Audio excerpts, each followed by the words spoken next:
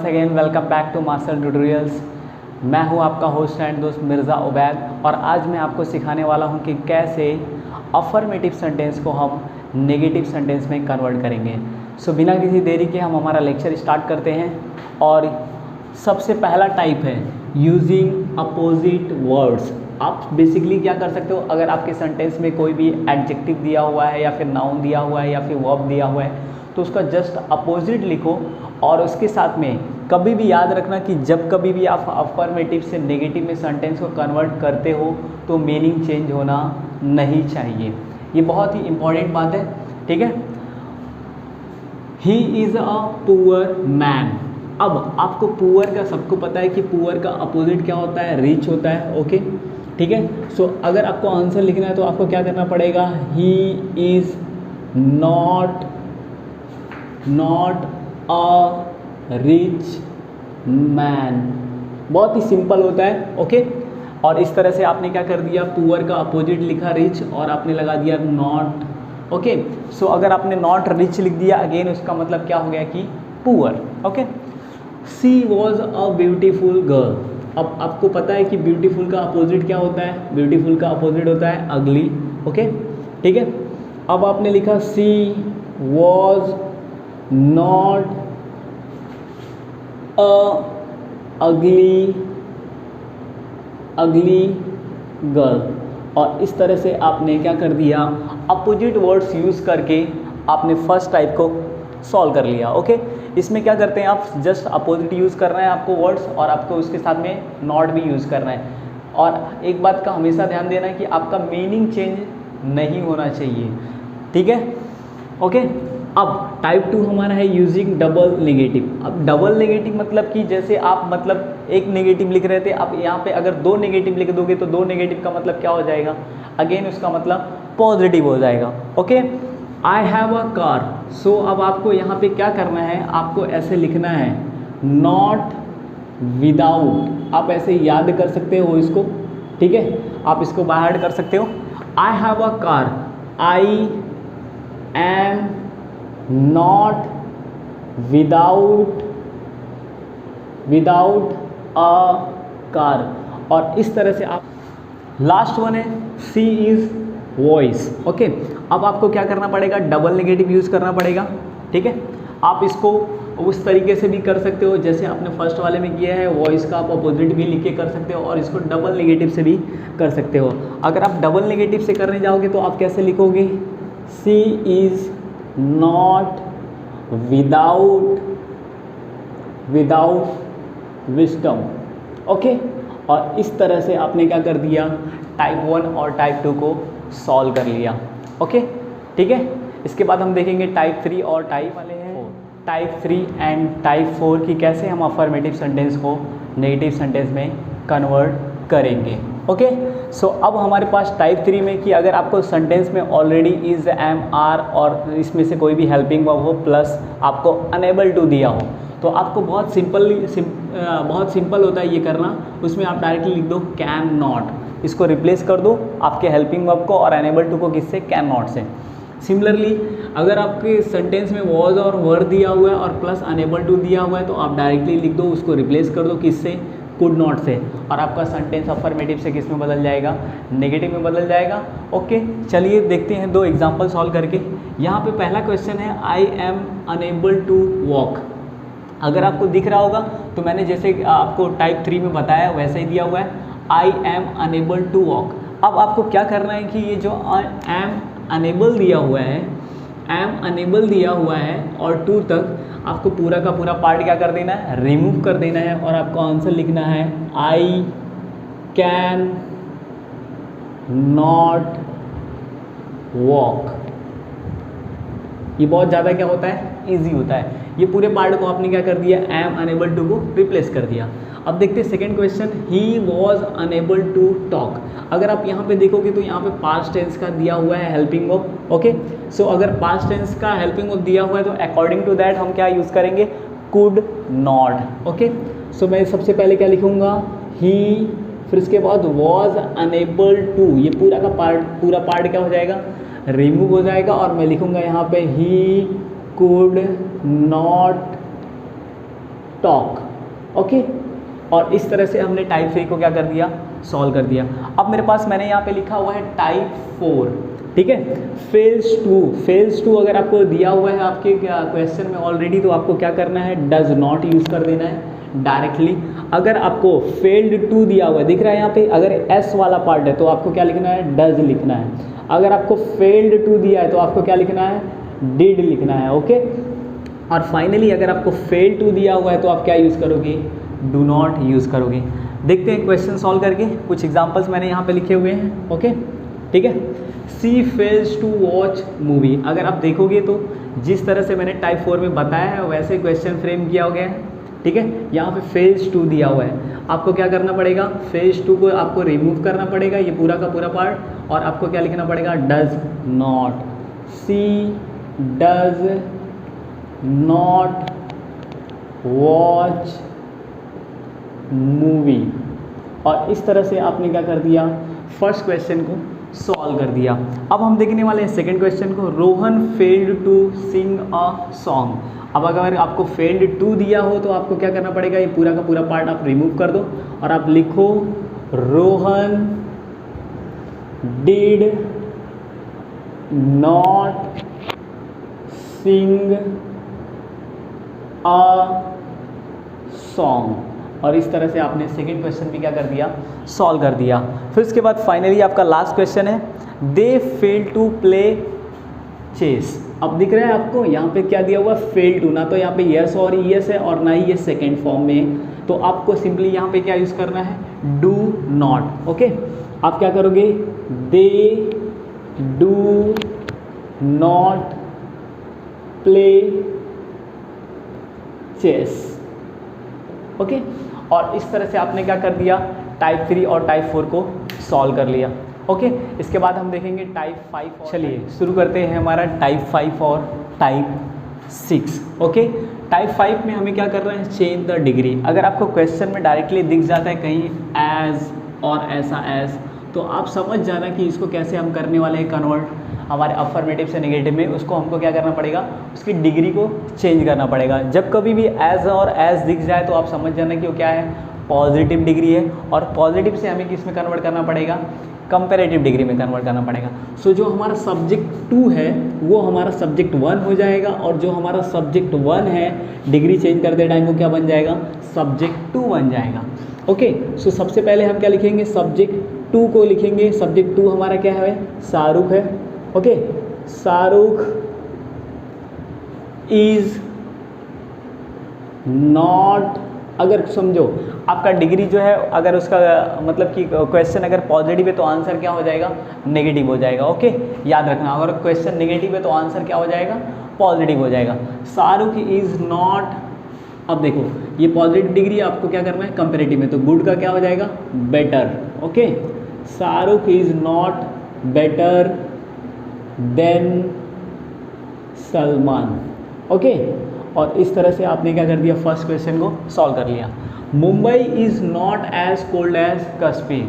अब आपको already as दिया हुआ है, आपको क्या करना है, डिग्री में चेंजेस कर दोगे आप और आपका आंसर आ जाएगा। ये आपको नेगेटिव सेंटेंस, अगर आपको समझो कि इसमें चेंज करना है अफर्मेटिव में, तो आप क्या करोगे कि सबसे पहले आपका जो आपका सब्जेक्ट 2 है वो लिखोगे आप, और उसके बाद सब्जेक्ट 1। तो सबसे पहले आपको क्या लिखना पड़ेगा, कश्मीर इज, अब नॉट तो यहाँ पे ऑलरेडी दिया हुआ है तो यहाँ पे नॉट लिखने की ज़रूरत नहीं है। कोल्ड का क्या हो जाएगा, colder, okay. Kashmir is colder than, आपको देन लिखना पड़ेगा, और फिर उसके बाद आप लिखोगे मुंबई, ठीक है। और इस तरह से आपने क्या कर दिया, डिग्री चेंज करके आपने अफर्मेटिव से नेगेटिव में चेंजेस कर दिया, ओके। फिर इसके बाद आता है आपका नो सूनर देन। आपको क्या करना पड़ेगा, मतलब कि आपके क्वेश्चन में एज सून एज ये जो पार्ट है, या फिर हार्डली व्हेन, ठीक है, ये पार्ट रहेगा तो आप समझ जाना कि अगर एज सून एज आ रहा है तो आपको क्या यूज़ करना पड़ेगा, नो सूनर देन यूज़ करना पड़ेगा, ओके, ठीक है। सो अगर आप इस क्वेश्चन को सॉल्व करने जाते हो तो आपके पास ये रूल मैंने लिख दिया कि नो सूनर देन को यूज़ कैसे करना है। नो सूनर, उसके बाद आपको हेल्पिंग वर्ब कैसे भी करके फाइंड आउट करना है। और अगर हेल्पिंग वर्ब नहीं दिया है तो मैंने एक लेक्चर बनाया है, उसमें आप देख लेना कि डू, डज और डिड का यूज़ कैसे करते हैं। ओके, फिर उसके बाद subject, main verb, object, other object, और जो आपका जहाँ पे कॉमा रहेगा वहाँ पे आप क्या लिखोगे, देन लिखोगे, और उसके बाद रिमेनिंग सेंटेंस। ओके, सो इस क्वेश्चन को सॉल्व करके देखते हैं। As soon as I reached there, it started raining। अब as soon as को क्या कर दो आप, कैसे क्या आपको no sooner than यूज़ करना है, तो आप क्या करोगे, सबसे पहले लिखोगे no sooner। ओके, फिर उसके बाद आप लिखोगे क्या, हेल्पिंग वर्ब। हेल्पिंग वर्ब यहाँ पे दिया हुआ नहीं है, लेकिन अगर आप इसको देखोगे, इस मेन वर्ब को चेक करोगे तो आपको मिल जाएगा हेल्पिंग वर्ब क्या, ये सेकंड फॉर्म में है, तो आपको हेल्पिंग वर्ब मिल जाएगा डिड। ओके, नो सीनर डिड, फिर उसके बाद क्या लिखना है आपको, सब्जेक्ट लिखना है।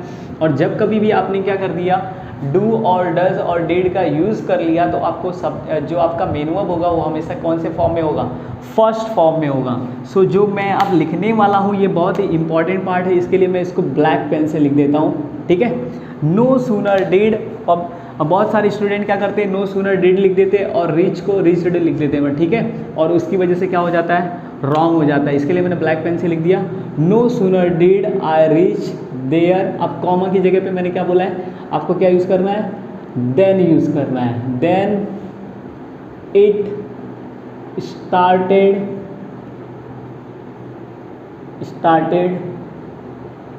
Raining. Okay, it started raining, ठीक है, देख लो आप। No sooner did I reach there than it started raining. Second question देखते हैं, इसमें भी एज सुन एज दिया हुआ है। आपको अगर आप एज सुन एज दिख गया तो आपको समझ जाना चाहिए कि आपको क्या करना है, नो सूनर देन यूज़ करना है।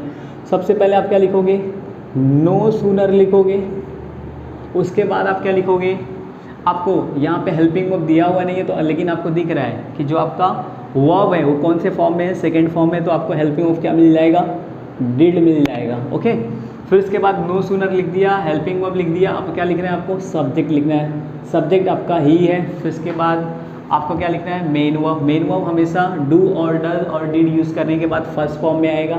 सो सॉ का फर्स्ट फॉर्म हो जाएगा सी द पुलिस,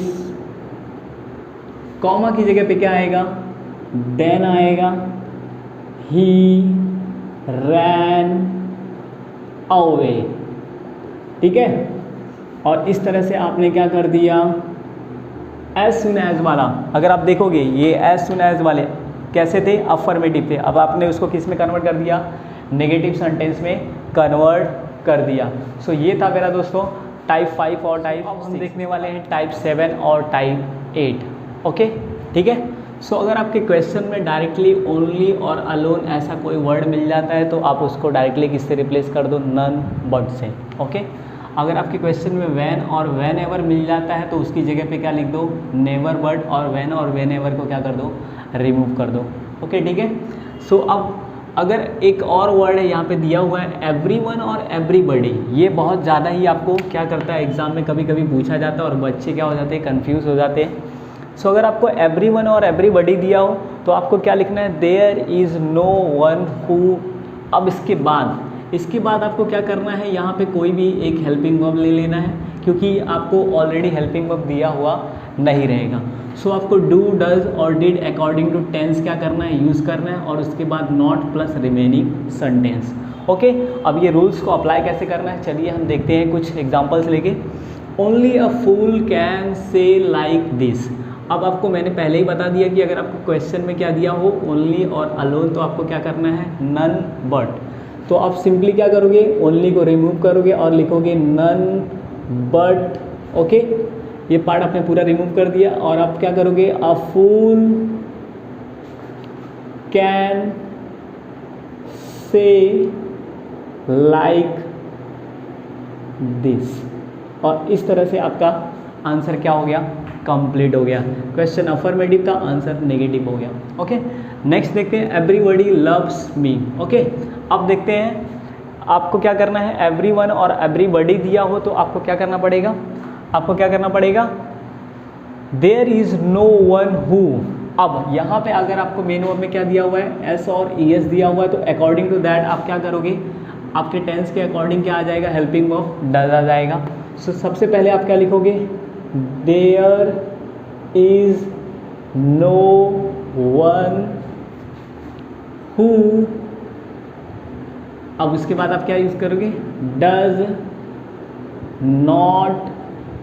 अब उसके बाद रिमेनिंग सेंटेंस लिखा हुआ है। अगेन मैं आपको याद दिलाता हूँ कि जब कभी भी आपने डू और डज यूज़ कर लिया या फिर डिड यूज़ कर लिया तो आपको क्या करना पड़ेगा, आपको वर्ब का फर्स्ट फॉर्म लिखना पड़ेगा। सो ये जो यस और ई एस होता है उसको क्या करना पड़ेगा, रिमूव करना पड़ेगा और आप डायरेक्टली लिखोगे love. There is no one who does not love me, और इस तरह से आपका आंसर कंप्लीट हो गया। ओके, नेक्स्ट क्वेश्चन देखते हैं। नेक्स्ट टाइप 8 है, जिसमें अगर आपको ये सबसे इम्पॉर्टेंट टाइप है, कभी कभी क्वेश्चन में दिया रहता है डायरेक्टली हमको समझ में नहीं आता कि यहाँ पे करना क्या है। ओके, सो अगर आपको सिंपल प्रेजेंट या फिर सिंपल पास्ट का कोई भी क्वेश्चन दिया रहता है तो आप उसको डायरेक्टली ये जो मैंने रूल बताया उसके अकॉर्डिंग क्या कर सकते हो, चेंज कर सकते हो। सिंपल प्रेजेंट रहेगा तो आपको do does plus not plus fail to, आपको ये लिखना है, डू डज में से कोई एक हेल्पिंग हो। और अगर आपको सिंपल पास्ट दिया हुआ है तो आपको did not plus fail to. Okay, directly क्या कर देना है, लिख देना है। देखते हैं example, he goes to school. अगर आपको इस एग्जाम्पल को देख रहे हो तो ये क्या है, सिंपल प्रेजेंट का एग्जाम्पल है। ओके, अब अगर आंसर लिखना है तो मैंने आपको क्या बताया कि आप क्या लिखो, do does plus not plus fail to. अब आपको आंसर लिखते टाइम क्या करना पड़ेगा, ही, फिर उसके बाद आप गोज के अकॉर्डिंग क्या लिखोगे, हेल्पिंग वर्ब डज, फिर उसके बाद आप क्या लिखोगे, नॉट, फेल, टू। और जब कभी भी आपने टू यूज़ कर लिया तो आपको पता होना चाहिए कि हमेशा इन्फिनिटिव के बाद क्या आता है, वर्ब का फर्स्ट फॉर्म। कौन सा फॉर्म आएगा, वर्ब का फर्स्ट फॉर्म आएगा। He does not fail to go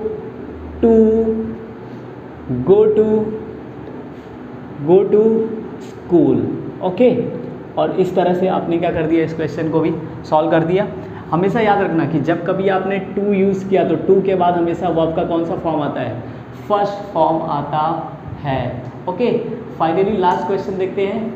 okay, they played cricket, ये सिंपल पास्ट टेंस है। अब इसको आपको किस में कन्वर्ट करना है, नेगेटिव में कन्वर्ट करना है। नेगेटिव में कन्वर्ट करते टाइम आप सबसे पहले क्या लिखोगे, सब्जेक्ट लिखोगे। उसके बाद मैंने क्या बताया, they did not fail to play, they did not fail to play cricket. ठीक है, और इस तरह से अगेन आपने क्या कर दिया, इस क्वेश्चन को भी सॉल्व कर दिया। अगेन देखो, टू के बाद हमेशा आपने क्या यूज़ किया, वर्ब का फर्स्ट फॉर्म। यहाँ पे सेकेंड फॉर्म था, आपने उसको किस में कन्वर्ट कर दिया, फर्स्ट फॉर्म में कन्वर्ट कर दिया। और इस तरह से आपने क्या कर लिया, अफर्मेटिव और नेगेटिव आपका कंप्लीट हो गया। ओके गाइज, अगर आपको अच्छा लगा है तो please do like, share and comment and don't forget to subscribe our channel. Okay, और मैं वर्कशीट यहाँ पे डिस्क्रिप्शन बॉक्स में नीचे दे रहा हूँ, आप उसको डाउनलोड करके क्या करना, सॉल्व करके आप मुझे भेज सकते हो। ओके, ठीक है, चलो।